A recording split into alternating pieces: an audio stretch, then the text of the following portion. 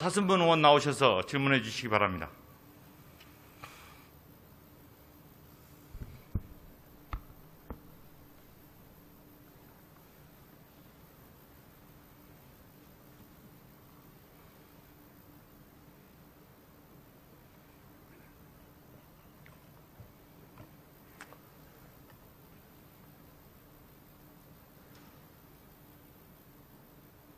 존경하고 사랑하는 200만 도민 여러분, 김성일 부의장님과 선배 동료 의원님 여러분, 김용록 지사님과 장소공 교육감님을 비롯한 공직자 여러분, 또 정론 형성을 위해서 애쓰시는 언론인 여러분,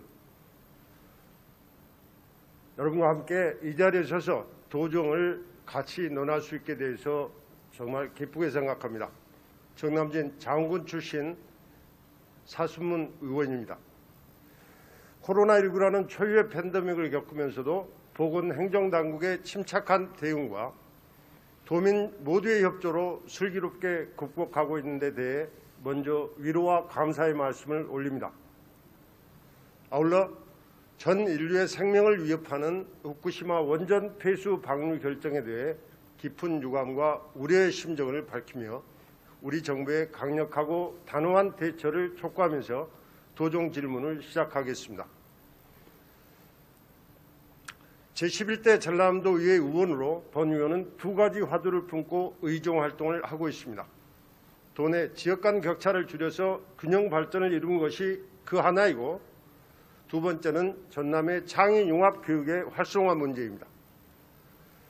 노무현 대통령께서는 사람 사는 세상은 균형 발전에서 시작된다고 하였습니다. 그의 생각은 지금 우리들의 숙제가 되었습니다.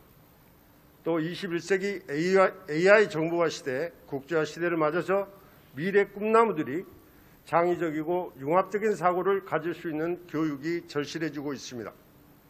이에 따라 본 의원은 오늘 전남도교육청이 추진하는 창의융합 교육은 제대로 추진되고 있는지, 또 도내 지역 간 교육기회는 균등하게 주어지고 있는지를 장소공 교육감님을 모시고 여러분과 함께 점검해 보고자 합니다.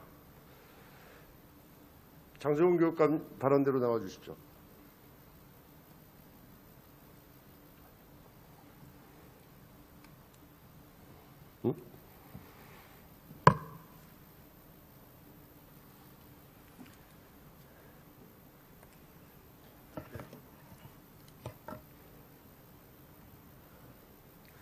교육감님, 이 프롬프트에 PPT 자료에 나와 있는 데이터를 좀 봐주시기 바랍니다. 최근 3년간 2018년에서 2020년 사이에 징계교사 배치 현황입니다. 초등학교의 경우에는 지역 배출의 80%가 징계교사의 80%가 장강진 해남에 배치되어 있고, 또 중등학교의 경우에는 61.6%가 장해남 완도에 배치되어 있습니다. 이 데이터를 보시고 우리 교육감님의 소감을 말씀해 주시면 좋겠습니다. 예, 그 표에 나와 있듯이 이 징계 교사들의 60에서 80% 정도가 특정한 구군에 집중돼 있다고 하는 것이 나타나 있네요. 우리 인사관리 기준에 따라서 이 징계를 받은 교사, 그리고 징계는 아니더라도 행정 경고를 받은 교원들에 대해서는 하급지로 이렇게 전부하도록 규정에 나와 있습니다.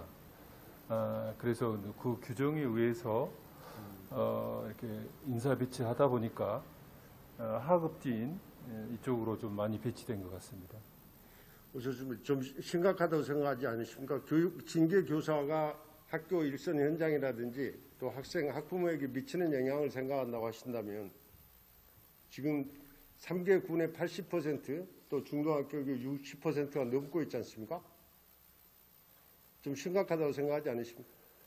예, 그 점에 대해서는 그 의원님들께서 누차 한번 지적을 해왔습니다. 그래서 바로 잡아야 된다라고 이제 생각을 하고 있고요.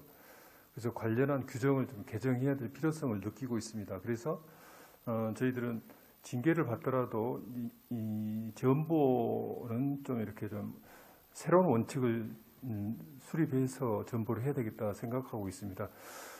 우리 교육계에서는 이른바 4대 비위라고 하는 것이 있습니다. 성폭력, 폭력, 그리고 금품수수, 그리고 성적 관련 비위. 그래서 이 4대 비위에 해당하지 않는 징계교사에 대한 하급지 전보는 재검토를 할 상황에 와 있다. 지금 그렇게 보고 있고 관련한 규정 개정과 관련한 교육감, 의견 수렴 중입니다. 지금 말씀 주신 것은 전남도 교육공무원 인사관리 기준에 근거해서 비경합지역에 징계교사를 보낸다 하는 기준이죠. 그렇습니다. 그 기준은 누가 이게 만들어냅니까? 인사관리 기준인데요. 어쨌든 인사 문제는 교사 개개인에 관련된 것이기 때문에 최대한 좀 신중하게 해야 됩니다. 그래서 이 개정하기 위해서는 시간을 두고 다양한 의견을 들어서 개정을 하고 있습니다. 그러니까 이 기준은 교육감님이 이렇게 정하는 기준이 맞죠? 그렇지만 어쨌든 대단히 예민한 것이기 때문에 이건 최대한 의견 수렴을 하고 교육감님이 있습니다. 정하는 기준이 맞습니까? 이 기준이라는 게. 네, 그렇습니다. 최종적으로는 제가 이제 제가를 하도록 돼 있습니다. 그렇습니다. 그 징계 교사를 비경합적에 이렇게 보내는 이유가 뭔가요? 징계 교사를 징벌 하기 위한 그런 효과를 기대하는 건가요? 그렇습니다. 징벌이 효과가 있습니까? 징벌적 효과에 대해서 어떻게 생각하십니까? 그 하급지 전보 이외에 그러니까 이 징계에 따른 이제 예를 들면 뭐 승진이라든지 인사상에 있어서 또는 성과급에 있어서 이제 불이익과 함께 이렇게 하향 전보 배치가 두 가지가 있거든요. 그래서 저희들 입장에서는 이렇게 징계를 받은 교원들에 대한 또는 직원들에 대한 하향 배치는 그건 불가피하다. 저희들은 그렇게 지금까지 생각하고 있습니다. 그러니까 불이익을 준다는 것이 조금 생활 근거지로부터 멀리 이렇게 보내겠다는 그거 아니겠습니까? 그렇습니다. 네. 근데 이 징벌적 효과라는 것이 혹시 회복적 사법정의라는 말씀 들어보신 적 있으신가요? 예, 들어본 것 같습니다. 그렇죠. 예. 이 징계 교사가 뭔가 이제 다시 아이들을 가르칠 수 있을 정도의 성징이나 품성을 갖춰서 그 다시 아이들의 교육 현장으로 복귀가 되는 것이 그 기본적인 원칙이 아니겠습니까? 예, 그렇다고 봅니다. 예. 멀리 보내는 것이 그 징벌적 수단이 되는 것에 앞서서 징벌의 효과는 결국 그 선생님을 회복시켜서 어떻게 보면 좀 표현 이상합니다만 교화돼서 성품이나 성격이 변화돼서 아이들을 가르칠 수 있는 선생님으로 바뀌어야 됩니다. 과연 지금 저 비경합적으로 가서 이 교사분들이 징계교사분들이 갔을 때 그런 부분은 어떻습니까? 예, 예를 들면 학교 폭력이라든지 그런 학생들에 대해서는 이른바 회복적 정의의 차원에서 회복적 생활 교육을 통해서 이렇게 새롭게 학폭 문제라든지 학내 갈등 문제를 해결해 가려고 하는 그런 패러다임이 현재 만들어지고 있어요. 근데 말씀하신 대로 이 학생들뿐만 아니라 직원들도 그런 프로그램을 통해서 설령 그 잘못을 저질렀다 하더라도 스스로 깨닫고 공동체 구성원으로서 역할을 할 수 있도록 그렇게 만드는 프로그램이 필요하다는 생각이 드네요. 그 징벌적 효과라는 차원에서 봤어도 그 지금 사고를 일으킨 현장에서 벗어나서 그 사고를 은닉하는 효과들이 다른 먼데로 간다면 그 뭐 책임을 이렇게 덜어가는 그런 것이 될 것이고 또 거기 현장에 간다면 조소벽제에 이제 가게 되지 않습니까? 그렇게 되면 그 작은 학교에서 그 선생님의 성정이나 품성이 바뀌어질 가능성이라기보다는 오히려 거기서 그 성징이 더 드러날 수 있는 환경이 된다는 거죠. 그리고 또 그 학교 현장에서 그 본인들은 아무 그 잘못이 없는데도 불구하고 징계 교사분들이 와서 학교 운영에 대한 분위기도 해치고 또 학생들이나 학부모들의 걱정들 이런 것들은 그 사람들 왜 받아야 되죠? 예, 그 지적이 타당하다고 생각합니다. 징벌적 차원에서 이렇게 하급지로 전보되게 되면 그 교사들은 학교 구성원들과 관계에 있어서도 어려움이 있을 거고 또 본인이 또 이 하급지 전보에 대해서 수용하지 않음으로 인해서 그것이 아이들의 교육에 긍정적인 영향을 끼치지 못한다고 생각합니다. 말씀하신 대로 그런 회복적 그런 프로그램을 이렇게 적용해서 이렇게 굳이 이렇게 하급지 전보하지 않고도 이렇게 할 수 있는 그게 좀 필요할 것 같다는 생각이 듭니다. 지금 말씀 주신 대로 그 선생님의 품성이나 성적을 바꾸는데도 도움이 되지 않고 회복적 정예도 도움이 되지 않을 뿐만 아니라 징벌적 효과도 마찬가지입니다. 이 작은 학교, 도서벽제 작은 학교 비경합 지역에 보내서 지금 보신 바와 같이 80%, 60%에 이르는 징계교사들이 그 특정 지역, 특히 장군을 비롯해서 양쪽 다 포함이 되어 있는데 이렇게 한다면 이게 지금 그 하루 이틀의 일이 아니지 않습니까? 수년간에 걸쳐서 이루어진 이 3년간의 지금 통계입니다. 과거부터 쭉 이렇게 이루어왔을 때 그 지역의 학생이나 학부모들의 경우는 차별을 받고 있다고 생각하지 않으십니까? 예. 그래서 아까 말씀하신 대로 그런 문제점이 있기 때문에 4대 B에 해당하는 교사 그리고 학교 구성원과 분리가 필요한 교사에 대해서만 하급지 전보를 하는 방향으로 지금 의견 수렴 중입니다. 그러니까 그것도 마찬가지. 아까 말씀 주신 것이 기준에 의해서 지금 이 징벌적 수단의 하나로 징계교사의 비경합적 배치가 이루어졌다고 한다면 어떻게 그게 징벌적 수단이 될 수 있겠습니까? 기준에 의해서 어떤 그 국민의 권리 의무를 제한하는 권리를 제한하는 이런 것이 기준에 의해서 이루어질 수 있습니까? 예. 지금까지 적어도 관행적 법률에 의하지 않고 이 기준이 어떤 법률에 근거하고 있습니까? 법률적 근거까지는 잘 모르겠습니다만은 어쨌든 인사관리 기준에 의해서 관행적으로 지금까지 쭉 해왔던 사안입니다. 그래서 이걸 다시 한번 재검토해야 될 시점에 와 있다라고 봅니다. 네, 관행의 문제보다도 헌법 제11조는 이렇게 얘기하고 있습니다. 모든 국민은 법 앞에 평등하다. 성별, 종교, 신분에 의해서 사회적, 경제적, 문화적 모든 영역에서 차별받지 아니한다. 이 지역에서 산다는 이유만으로 이런 차별을 받아야 되겠느냐 말이에요.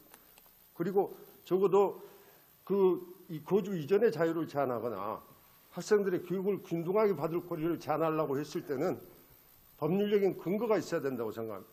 행정적 형벌도 마찬가지 아니겠습니까? 근데 어떻게 기준에 들어와서 이런 것들을 집어넣고 있느냐 말이에요. 예, 어쨌든 이 기준은 법률적 근거에 의해서 이 인사관리 규정이 만들어졌고요. 이 차별이라든지 이런 문제 말씀하셨는데 합리적 근거가 있으면 얼마든지 징벌이라든지 등등 그런 할 수 있다고 말씀하셨는데 봅니다. 지금 이 차별들이 합리적 차별이라고 생각하고 계신가요? 뭐 징계를 받은 교사들에 대한 이런 하향 전보는 그건 합리적인 기준에 의한 징계라고 생각합니다. 제가 말씀드린 것처럼 이 합리적이지 못하다는 말씀을 드렸습니다. 징벌적 효과도 없고 선생님들에 대한 징계 선생님들에 대해서도 그 무슨 그 개선에 대한 효과도 없고 어떤 기대 효과를 노리고 이런 징벌적 수단을 기준에 집어넣으셨는지 한번 말씀해 주시겠습니까? 예, 그 교직원들의 생활 근거지가 이렇게 도서 벽지로 이렇게 생활 근거지가 바뀌는 것은 이제 징벌적 효과가 있습니다. 단지 징벌을 받아서 이제 다시는 그런 잘못이라든지 이런 것을 하지 않도록 하는 그런 효과가 있어야 되는데 그런 효과적인 측면에서는 좀 의문점이 있는 건 사실입니다. 바로 지금 지적하신 그 말씀입니다. 이 징벌적 수단으로 인해서 그분들이 다시 똑같은 일을 저지르지 않는 효과가 있느냐 하는 문제인데 그것조차도 없지 않습니까? 그리고 적어도 그 권리를 제한하는 일들은 그 신중해야 된다는 거죠. 아까 합리적 차별이 아닌 이걸 합리적 차별이냐 아니냐 하는 것은 또 다른 별개의 판단의 문제이지만 이런 그 권리 제한의 문제를 가지고 또 징벌적 수단이 법률이 정하지도 않는 징벌적 수단을 가지고 효과도 없는 이런 지금 기준 자체는 폐지돼야 된다고 본인은 생각합니다. 어떻게 폐지하실 생각 있으신가요? 그리고 적어도 대안으로 말씀드린다면 징벌적 수단이 그 법률에 또 규정에 있지 않습니까? 이를테면 그 주의, 경고, 견책, 감복 또 정직, 해임 파면 이런 것들을 통해서 조금 더 그 양형을 좀 더 넓혀서라도 그런 징벌적 효과를 노리면 된 것이고, 또 더 중요한 것은 아까 말씀드린 회복적 정의를 그 선생님들을 바꿔놓을 수 있는, 그래서 오랫동안 그 교육 현장에서 제대로 된 교육을 펼칠 수 있는 사람으로 만드는 것이 더욱 중요하다. 그리고 한 가지 더 이 대안을 제시한다면, 아까 그 4대 범죄를 말씀 주셨는데, 성범죄의 경우를 예를 든다면 그걸 바로 이렇게 복귀를 시키지 않으시고, 예를 들어서 뭐 교육 연수를 시킨다든지 성교육에 관한, 그리고 또 심리 치료도 필요할 것이고, 그런 일정 기간들을 좀 유예 기간을 두어서 그 과정을 이수한 다음에 복귀를 시켜도 된다 하는 생각을 하고 있는데 어떻습니까? 예, 그 징계자에 대한 하향 전보 규정을 폐지한다고 하는 것은 현재로서는 그 할 수 없는 사안이라고 보고요. 아까도 계속 말씀드렸습니다만 4대 비위라든지 구성과 분리 조치가 필요한 경우에 한해서 제한적으로 하급지 전보하는 것이 타당하다고 생각합니다. 지금까지 어쨌든 우리 기준이 법률과 시행령에 의거해서 이렇게 이 기준이 만들어졌고, 이것에 의해서 하향 전보 조치가 되어 왔습니다.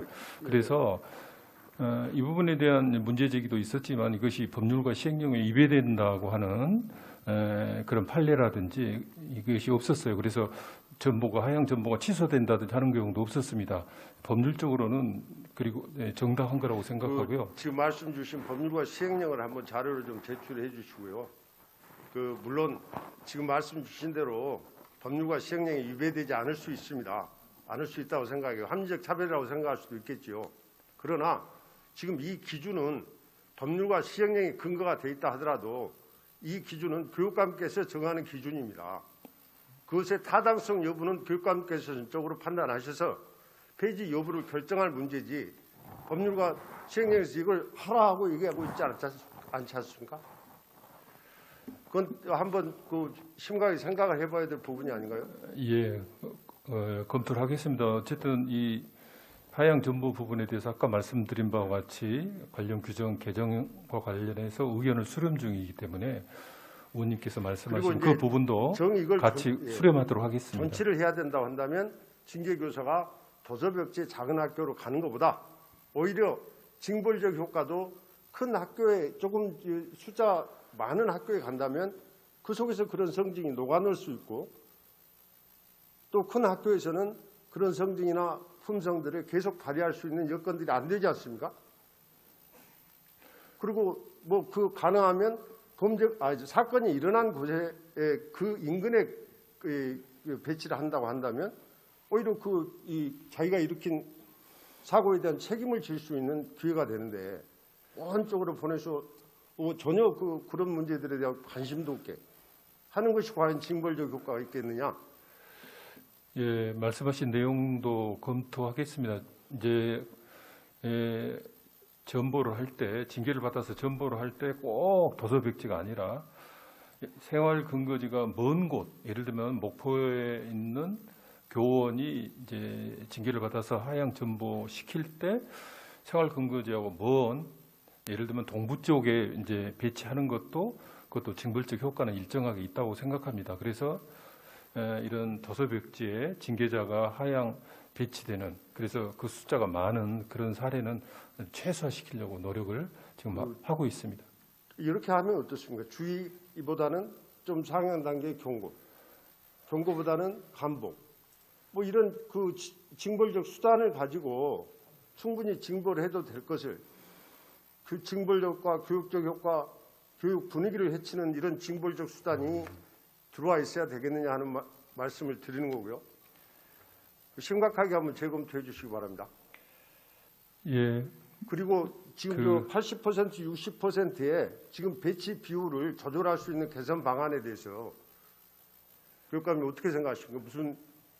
도저히 불가능합니까? 예, 징계교사 배치 기준 개정은 현재 추진 중이고요. 그래서 의견 수렴 중이고요. 저것도 뭐 특정한 지역으로 이렇게 집중되지 않도록 그렇게 유념해서 아니 이 기준이 있는 하겠습니다. 한은 저 개정이 어렵다는 말씀을 제가 드리는 거예요. 아니 비경합지역, 그런데 도시 지역이나 또 섬이나 도서벽지 지역은 이 배치를 않게끔 돼 있지 않습니까? 그럼 계속해서 이런 그 비경합지역에 있는 시군의 경우 학부모들의 책임이 없이 뭐 교직원들은 아무 책임도 없이 이 지금 불이익을 감수해야 된다는 말씀하고 계시는 것밖에 더 되겠네요. 어쨌든 말씀 주신 대로 징계받은 교사의 문제가 아니라 징계받은 교사가 배치받은 학교 우리 학생들 학부모 문제라고 하는 관점에서 이 문제를 바라봐야 된다고 생각하고요. 결국 이제 불이익을 받는 것은 징계 교사가 배치받은 학교의 학생들 아니겠습니까? 그래서 그것을 최소화할 수 있는 방안에 대해서 어쨌든 현재 의견 수렴 중이고 개정할 예정입니다. 징계 교사분들 시간이 좀 조절해야 될까? 신규 교사 배치는 또 어떻습니까? 지금 한번 표를 보시고 소회로 말씀해 주시겠습니다. 예, 신규 교사 보면은 주로 자흥, 강진, 해남, 진도 이쪽으로 초등 같은 경우에 많이 배치됐네요. 근데 사실 꼭 그렇지만도 않습니다. 통계를 보게 되면 목포 같은 경우에는 최근 4년간 목포에 배치된 초등교사, 신규 초등교사가 22개 시군 중에서도 제일 많기도 합니다. 전반적으로 이렇게 지금 이제 중등, 말씀 초등, 신교사 저희가 이제 비율로 말씀을 드리는 것은 목포 학교가 많지 않습니까? 학생 수도 많고 그런 학생 수 학교 수를 보셔서 제가 이제 간단히 말씀드리겠습니다. 신규 교사의 경우는 어떻습니까? 그 경력교사 저렇게 신규 교사 배치가 주는 효과에 대해서는 잘 알고 계시죠? 신규 교사들 오면 신규 교사의 능력이나 이런 문제가 아니고 신규 교사들 오면 뭐 임신휴가나 육아휴가 또 내지는 입대 이런 걸 통해서 교육의 연속성도 떨어지고 또 기간제들을 활용하게 되고 그것이 지금 또 특정 지역에 편중돼서 그런 교육적인 교육 기회 균등을 해치고 있단 말씀이죠. 이런 문제들을 교육 행정이 시정하지 않고 이대로 둔다는 것은 교육적 불균형이 계속해서 심화 확대되는 것이 아니겠습니까? 예를 들어서 이제 설명을 드리겠습니다. 신규 교사 배치에서 이제 중등 같은 경우를 보면은 도서백지 지역에 많이 배치가 됩니다. 이제 그 이유가 사실 있습니다. 왜냐하면 이런 도서백지 같은 경우에는 이렇게 경력 있는 교사들이 선호하지 않습니다. 거기에 발령을 받게 되면 어쨌든 1년 정도만 근무하고라도 어쨌든 그 생활 근거지 쪽으로 가고 싶어 하거든요. 그래서 그런 도서백지에는 발령 수요가 많습니다. 결혼이 많습니다. 그래서 거기에다 이제 교사를 발령을 내야 되거든요. 근데 문제는 왜 신규 결혼이 생긴 곳에 왜 신규 교사를 발령을 많이 낼 수밖에 없냐면은 그렇지 않을 경우에 지금 전라남도에 있어서 중등 같은 경우에는 기간제 교사가 한 1,000명 정도 됩니다. 그래서 신규 교사를 이쪽에 도서백지에 배치하지 않으면 그 학교에서는 이 기간제 교사를 구할 수가 없습니다. 그래서 일단 신규 교사라도 배치를 해야지 기간제 교사를 구하는 그런 노력은 감이 되거든요. 네, 교육감님 여러 가지 사정이 있을 수도 있겠습니다. 그런데 지금 이 표를 본 것처럼 지나치게 특정 지역에 이 신규 교사 배치, 징계 교사 배치가 집중되어 있지 않습니까? 편중되어 있죠. 그런데 이런 걸 해소하기 위한 그 정책적인 배려가 필요하다는 말씀을 드리는 겁니다. 그래서 예를 들어 신규 교사의 경우도 지금 뭐 경력 교사라든지 여러 가지 점수를 통해서 인사 순환 배치를 하고 있지 않습니까? 그런데 우선 신규 교사를 학교 수나 학생 수, 그 지역의 학생 수들을 고려해서 신규 교사 전체 수를 가지고 배분을 한 다음에 그 다음에 아까 같은 사정들을 고려하는 우선순위를 가지고 기준의 우선순위를 가지고 그걸 고려한다면 이런 불균형 현상이 일어나지 않지 않느냐. 그리고 지역이 불가피하게 떠안아야 될 부분들이 있겠죠. 합리적 차별은 감수하는데 이 정도 되면 합리적이지 못하지 않습니까? 그러니까 아까 말씀드린 그 사정이 있잖아요. 신규 교사를 고루고루 이렇게 배치를 하게 되면 저런 도서백지 지역에는 교사를 배치할 수가 없습니다. 그럼 학교에서는 기간제 교사를 구할 수밖에 없는데 기간제 교사는 저런 도서백지 지역에 가지를 않습니다. 그렇게 되면 이제 과목 교사가 비게 되고 그래서 아이들 교육력에 큰 악영향을 끼치기 때문에 일단 저런 도서백지에 신규 교사를 배치를 해서 그래야만 이 기간제 교사를 구하는 그런 노력이라든지 그런 것 안 해도 되거든요. 그래서 그런 측면도 아니 제가 있고요. 말씀드린 것은 신규 교사들이 거기에 가서 아까 제가 지적을 했지 않습니까? 신규 교사들은 임신 휴가, 육아 휴가 내지는 입대 이런 걸 통해서 또 다르게 또다시 기간제 교사를 써야 되는 그런 상황들이 벌어지지 않습니까? 그리고 적어도 그 인사권을 가진 우리 교육감님께서 신규 교사들 배치한 다음에 특정한 사정을 고려해서 좀 더 할 수는 있겠죠. 그리고 경력 교사들도 그 임용을 한 그쪽에 그 전부 발령을 내는데 그건 정책적으로 인사정책을 담당하는 우리 교육감께서 하실 수 있는 일이 아니겠습니까? 예, 네, 그 문제에 대한 뭐 지적도 있었고요. 그래서 나름대로 노력했다는 말씀을 드리고요. 뭐 신규 교사가 나름대로 그 어쨌든 장점도 있습니다. 어쨌든 열정적이고 새로운 변화에 대해서 이렇게 쉽게 받아들이고 그래서 학생들과 소통도 되고 그래서 학생 지도에도 아주 긍정적인 측면은 있습니다만은 말씀하신 대로 입대라든지 임신에 따른 공백 어쨌든 그 공백은 다시 또 신규 교사가 메꾸거든요. 그런 불가피한 측면도 있다는 말씀을 드리겠습니다.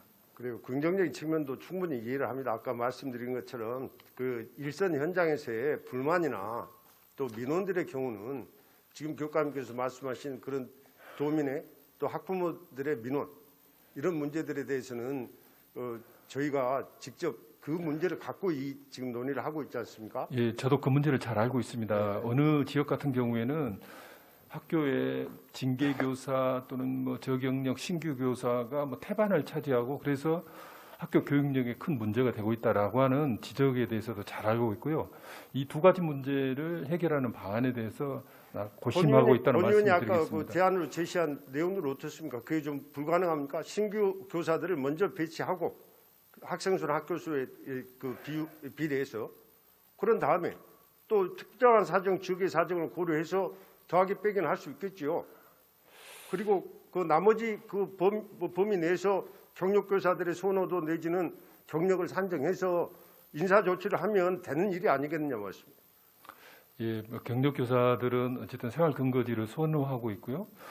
또 그분들은 또 이제 인사 순환제에 의해서 뭐 점수가 또 많기 때문에 그 부분이야말로 바로 합리적인 차별이 아니겠습니까? 그 경력 교사들도 그 부분에 대한 차별은 감수를 해야 되는 거 아니겠어요? 예, 그 어쨌든 큰 틀로 인사제도 전반을 이렇게 이제 고쳐야 되는 그런 어려움이 좀 있습니다. 그래서 하여튼 뭐 잘 이해가 되지 않습니다. 뭐 큰 틀의 어려움이 뭐 그런 식으로 하는 대안이 뭐가 잘못됐다든지 못할 가능성이 없다든지 하는 것도 아니고. 어쨌든 그럼 저 나머지 우리 특정 지역에 그 학부모들이나 이런 분들은 왜 계속해서 수년간에 이런 불균형이 이루어진다면 교육 기회는 어떻게 돼 있어요? 계속되어 오고 있는 거 아니겠습니까? 예, 뭐 잘 아시다시피 인사는 이제 안정성과 예측 가능성을 뭐 생명으로 하고 있지 않습니까? 네, 그런 측면에서 이걸 고치려면 인사제도 전반을 이렇게 이제 고쳐야 됩니다. 아니, 그 교육감님 인사제도 전체를 바뀌는데 안정성 이런 게 아까처럼 기준이 명확하고 피해가 적다고 한다면 그게 무슨 문제가 있냐 말이에요. 예, 어쨌든 인사는 아까 그런 제도적인 그런 문제들이 뭐 불가능한 일입니까? 예, 인사는 상대적이기 때문에 이제 이익을 보는 사람이 있으면 또 손해를 보는 사람이 있고 그래서 그 관계를 잘 이렇게 조정을 잘 해야 됩니다. 말씀하신 대로 그 문제점에 대해서는 저희들도 잘 알고 있고 이제 한 10몇 년 만에 전면적으로 인사제도를 개편해야 되겠다 해서 교육감 직속으로 인사제도 혁신위원회를 두어서 지금 의견 수렴하고 있습니다. 저도 이 문제를 좀 더 공부를 하고 지금 교육감님 말씀하신 내용들을 다시 한번 검토해서 이 문제를 제가 임기 내에도 계속해서 말씀을 드릴 생각입니다. 그 생각이고 의원님이 말씀하신 그 문제 의식에 대해서는 저도 전적으로 공감을 합니다. 예. 시간적인 문제로 다음 말씀드리겠습니다. 근데 제가 지금 진교 교사나 신규 교사의 배치에 불균형이 어디서 오는지 한 생각들을 하면서 학교 인사급지 배정 비율, 월 배점 거기서 비롯된 게 아닌가 하는 생각을 합니다. 혹시 다른 이유가 있는가요?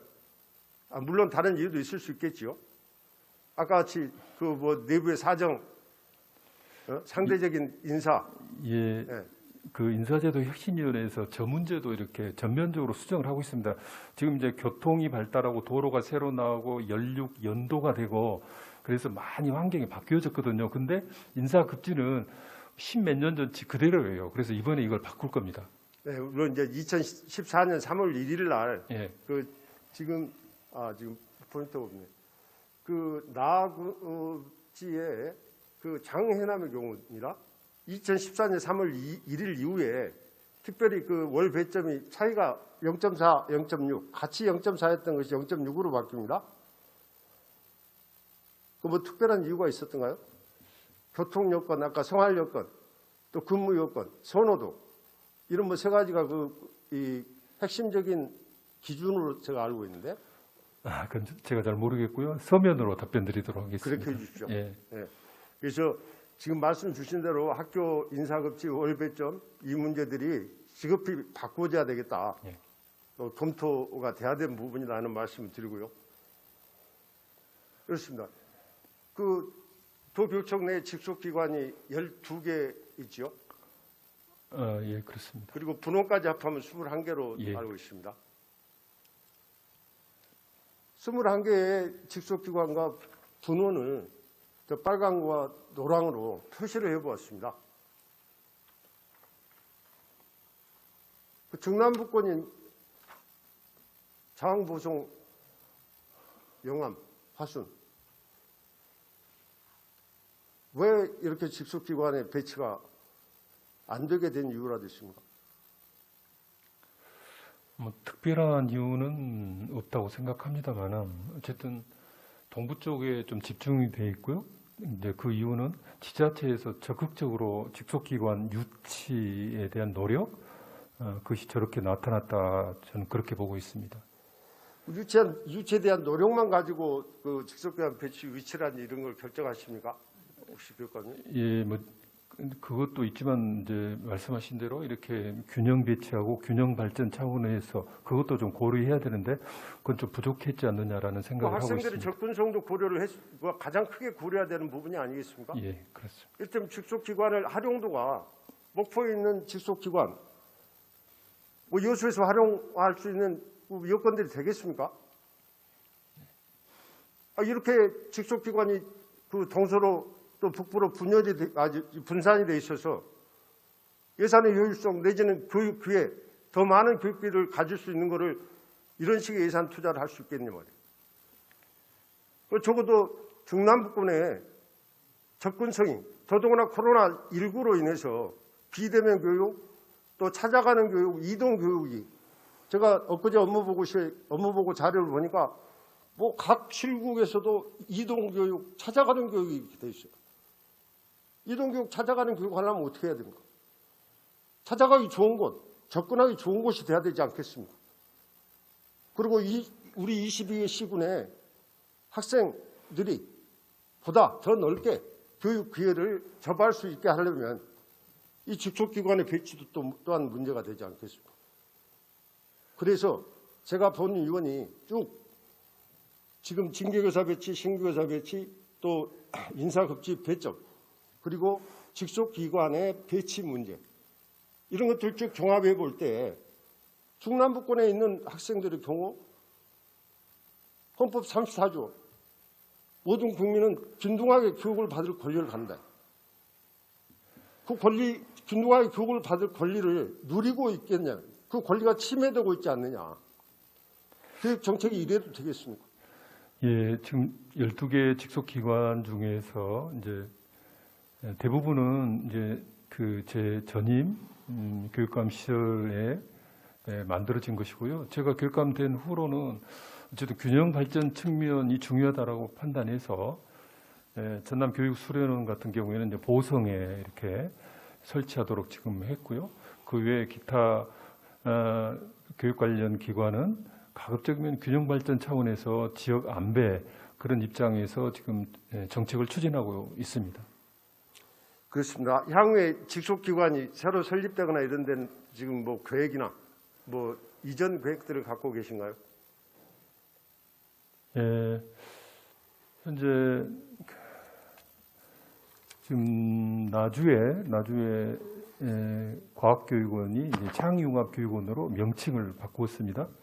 근데 이제 워낙 오래돼 가지고 그 부지도 협소하고 그래서 좀 이전의 필요성이 좀 있습니다. 그래서 이걸 이전을 해야 된다고 생각을 하고 있고 한 5년 후에는 이전이 완료될 수 있도록 관련한 뭐 준비를 하고 있습니다. 그래서 미래교육 가칭 미래교육센터 그래서 좀 더 넓은 면적에 정말 5년 후니까 아주 좋은 시설을 해서 우리 아이들의 창의 융합 미래교육에 도움이 되고자 하고 있고요. 그 점에 대해서 두루두루 전남 전체를 살펴보고 있고 균형 발전 차원도 고려하고 있다는 말씀을 드리겠습니다. 네, 균형 발전 차원에서 아까 이 교육 기회에 더 넓은 교육 기회를 접할 수 있도록 또 접근성의 문제 또 우리가 코로나 19를 맞이해서 여러 가지 교육 형태도 방식도 변화되고 있는 상황 속에서 접근성의 문제는 굉장히 중요하다고 생각합니다. 지금도 아까 말씀드린 것처럼 그 문제가 이 창의융합교육원이 미래교육센터로 바뀌었을 때 그 미래교육센터를 활용할 수 있도록 전라남도 중남부 외 또 제 고향인 장흥군의 경우는 이제까지 다른 그 교육기관들이 지금 현재 없지 않습니까? 같은 중남부권이긴 하지만 이렇게 소외된 지역에 그리고 더 많은 학생들에게 기회를 줄 수 있는 그런 자리로 꼭 그렇게 배치할 수 있도록 노력해 주십시오. 예, 뭐 장흥도 그 뭐 대상 지역 중에 한 곳입니다. 예, 적극적으로 검토하도록 하겠습니다. 고맙습니다. 그리고 방금 말씀 주신 창의융합교육원에 대한 말씀입니다. 창의융합교육 2015년에 교과과정 개편의 핵심 키워드로 그 창의융합교육이 들어와 있고 전라남도 교육청 업무보고나 모든 자료에서도 가장 많이 나오는 단어가 창의융합교육으로 알고 있습니다. 창의융합교육을 위해서 2015년에 교과과정 개편에 들어와 있는데 창의융합교육을 위해서 도교육청은 그동안에 어떤 노력들을 하셨는지 한번 설명을 해 주시겠습니까? 예, 말씀하신 대로 2015 개정 교육과정의 핵심은 이른바 역량 중심입니다. 지금까지 지식 중심에서 역량 중심으로 가야 되고요. 특히 그 역량, 미래 사회를 살아갈 역량 하면 이제 뭐 창의력이라든지 사고력이라든지 협력이라든지 소통이라든지 그런 역량을 말하는 거고요. 그러한 역량을 기르기 위해서는 창의융합 교육으로 전환돼야 된다라고 생각을 합니다. 그래서 거기에는 이제 인문적 소양이라든지 또는 바른 인성을 기반으로 하고 거기에다가 지능, 정보, 과학기술을 활용해서 문제 해결과 새로운 가치를 창조해야 되는데요. 저희들은 가장 중요한 것이 창의융합교육에서 핵심적 키워드는 바로 수업의 혁신이라고 생각합니다. 그래서 이 소집단 협력학습이라든지 프로젝트 수업이라든지 온오프 블렌디드 수업이라든지 뭐 거꾸로 수업이라든지 하는 다양한 이 수업이 핵심이다. 그래서 이 수업을 중요시하고 있고 수업 혁신을 계속해서 교사들에게 강조하고 주문하고 있고 관련 연수를 개설하고 있습니다. 그리고 그런 창의융합 관련한 이 인프라가 필요하다고 생각해요. 그래서 아까 말씀 주신 창의융합교육원이라든지 그리고 시군에 창의융합교육센터를 만들어요. 그래서 거기에다가는 과학, 수학, 발명, 소프트웨어 그리고 영재 교육원을 통합해서 영재센터 통합해서 이제 만드는 겁니다. 그래서 이제 학생들이 수준 높은 그런 그 창의융합 교육을 받고 체험할 수 있도록 하고요. 그 외에 이제 학교에 소프트웨어실을 설치한다든지를 비롯해서 AI와 관련한 뭐 다양한 프로그램, 특히 AI와 관련해서 교사들의 역량이 매우 중요하다 해서 전대라든지 순천대라든지 교대라든지 교원대에 AI 관련 대학원 과정을 이수하도록 교사들을 이렇게 하고 있습니다. 그래서 뭐 다양한 노력을 하고 있습니다. 교육관님, 제가 이제 교육위원회 위원이 돼서 창의융합 교육을 하도록 해서 많은 말씀을 나눴습니다. 창의융합 교육원장 또 미래인재 교육과장 뭐 이렇게 해서 또 우리 교육감님하고도 같이 부교육감님하고도 같이 많은 말씀을 나눴는데 창의융합 교육이 어떤 방향으로 가야 될지 방향성도 정립이 잘 안 돼 있다. 저는 교육 전문가는 아닙니다. 교육 전문가는 아닙니다만은 창의융합이 왜 그 국가적인 화두로 됐냐. 저는 이제 정보통신정책연구원의 책임연구원을 제가 초창기에 국책연구원에 했고 또 저는 공부는 법학을 했습니다. 그래서 이 두 가지를 결합하는 경험들을 좀 가졌었는데 적어도 창의적인 교육이 되려고 한다면 우선 저는 저 개인적으로 이렇게 생각합니다. 문제를 풀어내는 학생을 길러내는 게 아니라 문제를 스스로 만들어내는 학생들을 가르치는 교육이 돼야 된다. 문제를 풀어내는 교육은 우리가 수학, 과학을 통해서 충분한 교육이 됐지만 문제를 가지는 자기 스스로 만들어내는 아이들을 어떻게 길러낼 것인지에 대한 고민. 그 고민을 하기 위해서는 어떤 방법들을 어떤 수단들을 갖춰야 되는지에 대한 고민들이 안 보이더라. 그 고민들을 위해서 이제 물론 창의융합 교육이 갖고 있는 인문학적 소양과 과학기술적 지식을 접목하는 그래서 문제를 가진 학생들이 이 문제를 풀어가는 해결 방법에 대한 것은 융합적인 방법을 통해서 단순히 인문학적 소양만으로 풀 수는 없는 문제고 학제 간의 그 넓은 셈을 깊게 파려면 넓게 파라고 하지 않습니까? 표면부터. 그런 것처럼 이제 학생들의 그 전문화된 그런 지식, 뭐 이렇게 분화된 우리 학문의 그런 데 반성으로 그렇다 한다면 지금 현재 학교의 교과 과정이라든지 이런 것이 전면적으로 개편이 돼야 되고 이 아이들을 전라남도만의 그 정체성을 갖추신 물론 2015년 교과 과정 개편 중에 하나도 자아 관리라 해서 자기 정체성을 갖출 수 있는 그런 것을 한 가지 덕목으로 삼고 있지 않습니까? 우리 지역의 역사 문화들을 잘 살리고 또 아까 얘기하는 협력하는 공동체 정신을 기르고 그리고 소통할 수 있어야만 저는 이렇게 늘 강조합니다. 소통이야말로 창조다. 우리가 얘기를 할 때 그저 빗자루 얘기하는데 걸레 얘기한다고 나무랄 것이 아니고 같이 이 소통해서 그걸 받아들일 때 걸레와 빗자루가 같이 결합된 스팀 청소기가 발명될 수 있다. 이런 교육의 방향성이라든지 내용들이 좀 더 창의융합 교육에 녹아 들어가야 되겠다 하는 말씀을 드리고 좀 더 이 문제는 전문가들을 통해서 용역 또 내지는 타스크포스를 구성해서 21세기 AI 정보화 시대에 우리 아이들이 국가 경쟁력을 갖고 국제 경쟁력도 갖추고 그리고 21세기를 경영할 수 있는 아이들로 키워내는 전라남도의 아이들이 돼야 되겠다. 자아 정체성을 가지고 하는 말씀을 제가 드리고요. 예, 그 창의융합 교육에 대한 의원님의 식견에 대해서 정말 존경을 표하고요.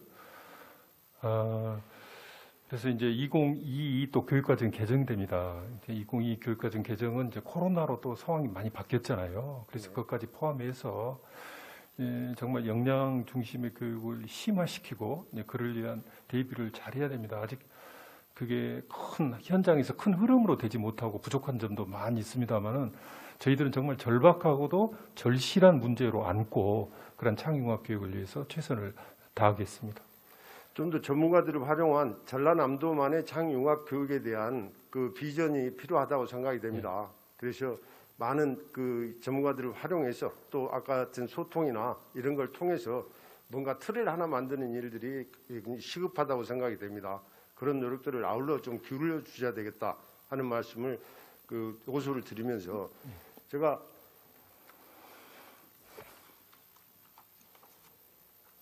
그 한 가지 그 교육 사례를 한번 보면서 이렇게 이 도정 질문을 마치고자 합니다. 순천의 월평 유적 활용 교육 사례입니다. 외서초등학교.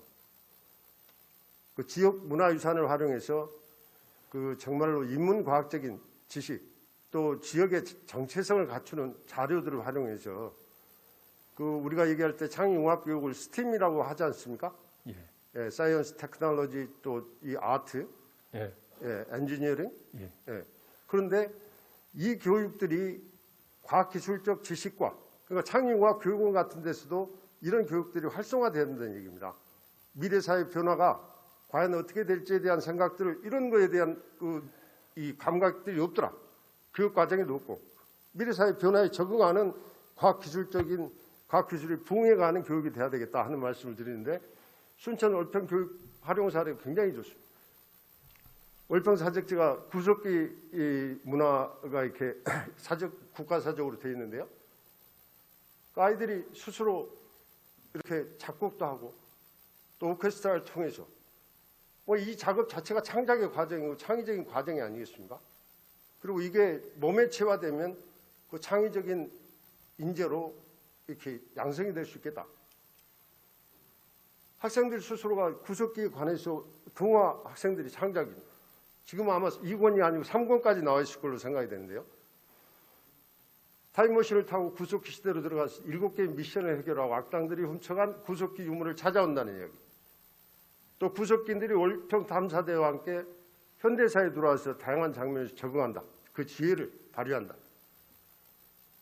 이런 스스로 창작해낸, 동화를 창작해내는 그런 교육.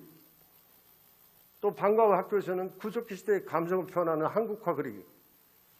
또 유적 탐방, 유물 디자인 관련된 퍼즐. 그리고 그 관련된 여러 가지 그 문화예술 작품에 대한 큐레이팅을 스스로 해본다.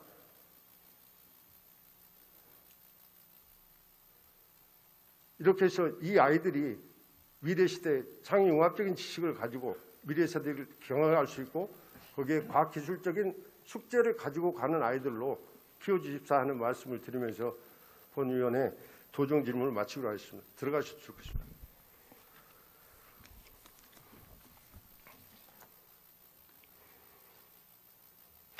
네, 200만 도민 여러분, 우리 김성일 부의장님과 선배 동료 위원 여러분, 장시간 성실한 답변을 해주신 우리 김영록 지사님, 장성훈 교육감님과 관계 공무원 여러분에게 다시 한번 감사의 말씀을 드립니다. 행복한 생명의 땅 으뜸 전남, 모두가 소중한 혁신 전남 교육의 실현을 위해 여러분과 함께 노력해갈 것을 약속드리면서 이상으로 도정 질문을 마치겠습니다. 끝까지 경청해 주셔서 감사합니다.